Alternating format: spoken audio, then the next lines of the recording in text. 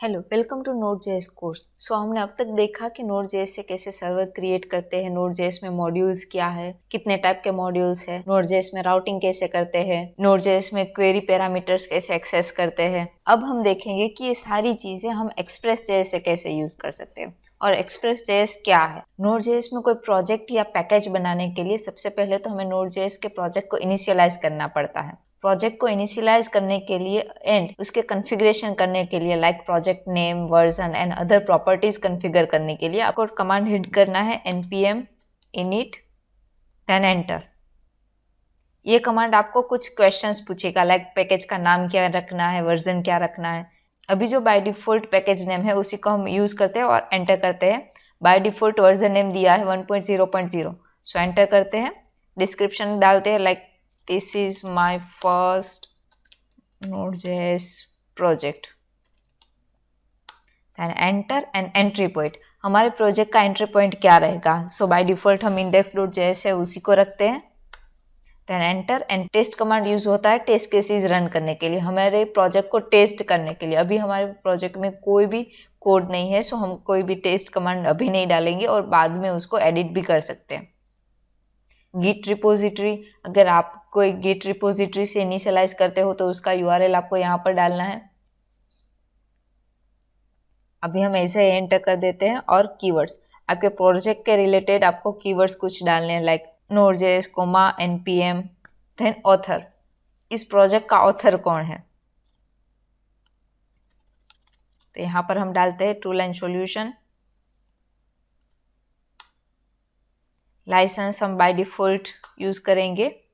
Okay, यहाँ पर आपको कुछ जेसन डेटा आपको जनरेट करके दे रहा है जहाँ पर आपका नेम, वर्जन सब कुछ लिखा हुआ है और आप यहाँ पर यस करके जैसे एंटर करते हो तो क्या होता है, यहाँ पर आप देख सकते हो पैकेज.जेसन करके एक फाइल क्रिएट हो गई है जिसमें आपने जो भी इनिशियलाइज करने के टाइम पे डेटा डाला है वो यहाँ पर मेंशन है लाइक पैकेज का नेम, उसका वर्जन, डिस्क्रिप्शन, मेन, ये स्क्रिप्ट जहाँ पर हमने टेस्ट का कमांड नहीं डाला था, और कीवर्ड्स हमारे ऑथर के नाम और हमारा डिफॉल्ट लाइसेंस। अगर ये सारे क्वेश्चंस के आंसर आपको नहीं देने हो, सारे सेटिंग्स आपको डिफॉल्ट ही रखने, आप ये कमांड भी यूज कर सकते हो init npm init -y। सो इसमें आपको कोई भी क्वेश्चन के आंसर्स नहीं देने पड़ेंगे, डायरेक्टली आपका पैकेज.जेसन क्रिएट हो जाएगा। ये पैकेज.जेसन क्या होता है? पैकेज.जेसन आपके प्रोजेक्ट की सारी इंफॉर्मेशन होल्ड करता है। इनमें कौन कौन से पैकेजेस यूज हो रहे हैं, प्रोजेक्ट का नाम क्या है, वर्जन क्या है, डिस्क्रिप्शन क्या है, कीवर्ड्स क्या है, और ये ह्यूमन रीडेबल मेटा डेटा में आपको विजिबल होता है एज ए जेसन। अगर हमारे प्रोजेक्ट में कोई भी डिपेंडेंसीज हम यूज कर रहे हैं, कोई और पैकेजेस यूज कर रहे हैं, तो वो सारे यहाँ पे आपको मिल जाएंगे। अब हम एक्सप्रेस.जेएस को इंस्टॉल करते हैं। एक्सप्रेस.जेएस क्या है? ये एक बैकएंड एप्लीकेशन का फ्रेमवर्क है जो रेस्टफुल एपीआईज बनाने के लिए यूज होता है विथ नोड.जेएस। इसको हम सर्वर फ्रेमवर्क भी बोल सकते हैं, जिसकी मदद से आप इजीली एपीआईज क्रिएट कर पाएंगे अलग अलग मेथड्स, गेट, पोस्ट, और आप क्वेरी स्ट्रिंग भी इजीली एक्सेस कर पाएंगे। एक्सप्रेस.जेएस को इंस्टॉल करने के लिए कमांड है npm install express and then -save। -save क्या करता है, आप जो भी पैकेजेस इंस्टॉल करेंगे उसको पैकेज.जेसन में एज ए डिपेंडेंसी ऐड कर देगा। ओके, यहाँ पर हमारा एक्सप्रेस इंस्टॉल हो चुका है और आप देख सकते हैं डिपेंडेंसीज में भी ऐड हो चुका है पैकेज.जेसन के अंदर, और उसका वर्जन भी हमें यहाँ पर दिखा रहा है कि कौन सा वर्जन इंस्टॉल हुआ है। और आप देख सकते हो कि यहाँ पर एक फोल्डर क्रिएट हुआ है node_modules। जो भी डिपेंडेंसीज आप इंस्टॉल करते हो वो node_modules में वो इंस्टॉल होती है। ये फोल्डर ऑटो जनरेटेड रहता है। अगर आपको ये प्रोजेक्ट किसी और सिस्टम में ट्रांसफर करना है या तो गिटहब में आपको इस प्रोजेक्ट को अपलोड करना है, तो node_module फोल्डर है उसको आपको अपलोड करने की कोई ज़रूरत नहीं है, क्योंकि वो ऑटो जनरेट हो सकता है। फॉर एग्जांपल यहाँ पर अगर मैं इसको डिलीट कर देती हूँ और मुझे उसको रीजनरेट करना है, तो मुझे सिर्फ लिखना है npm i और npm install, then it will regenerate. आपके डिपेंडेंसीज में जितने भी पैकेजेस यहाँ पर मेंशन होंगे वो सारे इंस्टॉल हो जाएंगे। अब हमने नोड.जेएस से जो सर्वर क्रिएट किया था उसको हम एक्सप्रेस.जेएस से क्रिएट करते हैं। सो सबसे पहले चले जाते हैं हमारी index.js फाइल में, पूरा कोड रिमूव कर देते हैं। सबसे पहले अगर कोई भी पैकेजेस हमें यूज़ करना हो तो क्या करना पड़ता है, उसको इंपोर्ट करना पड़ता है यूजिंग रिक्वायर मेथड। सो हम यहाँ पर एक्सप्रेस को भी इंपोर्ट करते हैं, express equal to require express. Then express का जो क्लास हमें मिला है उसका एक ऑब्जेक्ट क्रिएट करते हैं, वेयर उसका नाम रखते हैं app equal to express. Okay, जैसे हमने Node.js के सर्वर को एक पोर्ट पे लिसन करवाया, उसी तरह हमें एक्सप्रेस के सर्वर को भी एक पोर्ट पे लिसन करवाना पड़ेगा। सो उसके लिए सिंपली लिखना है हमें ऐप डॉट लिसन, देन हमारा पोर्ट नंबर। सो ये हमारा एक्सप्रेस का सर्वर क्रिएट हो गया। अब हमें रिक्वेस्ट रिस्पॉन्स को हैंडल करने के लिए कुछ ऐसी मेथड बनानी पड़ेगी जो हमारे रिक्वेस्ट और रिस्पॉन्स को हैंडल कर सके, जैसे हमने Node.js में बनाया था। सो उसके लिए आपको क्या लिखना है, ऐप डॉट गेट। यहाँ पर आपको सारी मेथड्स मिलेगी, गेट, पोस्ट, पुट और डिलीट।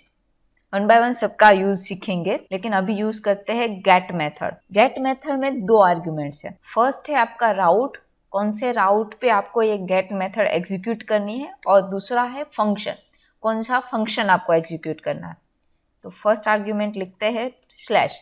स्लैश मतलब आपका होम स्क्रीन। अगर पैरामीटर्स में कोई भी राउट पास नहीं है तो बाय डिफॉल्ट गेट मेथड में जो है वो एग्जीक्यूट होगा। दूसरा रहेगा आपका फंक्शन, जैसे हमने Node.js में क्रिएट किया था सेम, जिसमें 2 आर्ग्यूमेंट्स होंगे, रिक्वेस्ट और रिस्पॉन्स। जैसे हम रिस्पॉन्स को राइट करते थे Node.js में, तो यहाँ पर हमें क्या करना है, रिस्पॉन्स डॉट सेंड।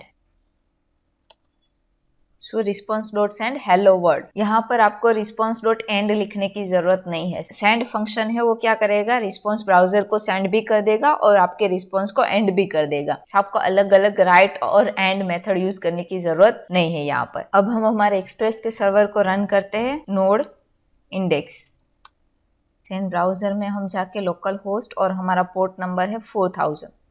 सो उस पर रिक्वेस्ट सेंड करते हैं। ओके, सो हमें यहाँ पर क्या मिल रहा है, हेलो वर्ल्ड, जो हमने गेट मेथड में लिखा था रूट के लिए। और अगर हम यहाँ पर स्लैश ऐड करते हैं तो हमें क्या मिलेगा, एरर मिलेगा, can not gate add method, क्योंकि हमने स्लैश ऐड राउट के लिए कुछ भी एपीआई नहीं लिखी है। सो हमने Node.js में जैसे कैलकुलेटर के लिए अलग अलग राउटिंग किया था इफ कंडीशन से, सो वैसे ही हम Express.js से क्रिएट करते हैं। Express.js में आपको इफ कंडीशन लगाने की कोई ज़रूरत नहीं है, आप डायरेक्टली एपीआई क्रिएट कर सकते हो। जैसे हमने रूट के लिए बनाया था उसी को कॉपी करते हैं और यहाँ पर स्लैश की जगह हम राउट लिख देते हैं स्लैश ऐड, और यहाँ पर लिख देते हैं this is add function. Then again हमारे सर्वर को रन करते हैं एंड देखते हैं। सो आपने यहाँ पर देखा कि जितने भी एपीआईज बनानी हो डायरेक्टली आप यहाँ पर लिख सकते हो अलग अलग राउट से, यूजिंग गेट मेथड हो, पोस्ट मेथड हो, पुट मेथड हो या डिलीट मेथड हो, और इसमें आपको कोई भी इफ एल्स कंडीशंस लगाने की जरूरत नहीं है। और अगर अब हमें यहाँ पर हमारे कैलकुलेटर के फंक्शन को यूज़ करना है, कैलकुलेटर के मॉड्यूल को यूज़ करना है, तो क्या करना पड़ेगा, हमें कैलकुलेटर के मॉड्यूल को सबसे पहले इंपोर्ट करना पड़ेगा। सो इंपोर्ट करते हैं वेयर कैलसी इक्वल टू रिक्वायर, देन हमारा मॉड्यूल का नाम, देन हम हमारे ऐड के फंक्शन को कैसे यूज़ कर सकते हैं, कैलसी डॉट ऐड, और इसमें 2 स्टैटिक वेरिएबल पास कर देते हैं 5,10। इस फंक्शन को हम क्या करते हैं, रिस्पॉन्स डॉट सेंड में लिखते हैं ताकि ब्राउजर को सर्वर रिटर्न करें। सर्वर अगेन रिस्टार्ट करते हैं। ओके, यहाँ पर आप देख सकते हो कि हमें एडिशन होके हमारा रिजल्ट मिल रहा है। और सेम अगर हमें सब्सट्रैक्ट करवाना हो तो क्या करना पड़ेगा, सेम इस मेथड को कॉपी करना पड़ेगा एंड राउट हमें चेंज करना पड़ेगा सब के लिए।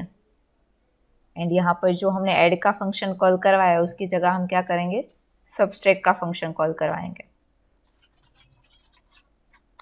यहाँ पर हमें क्या मिल रहा है, सब्सट्रैक्ट होके -5 मिल रहा है। ओके, अब हमने जो Node.js में देखा था कि अगर हम क्वेरी स्ट्रिंग में वेरिएबल्स पास करते हैं उसको कैसे एक्सेस करेंगे और फंक्शन में कैसे पास करेंगे।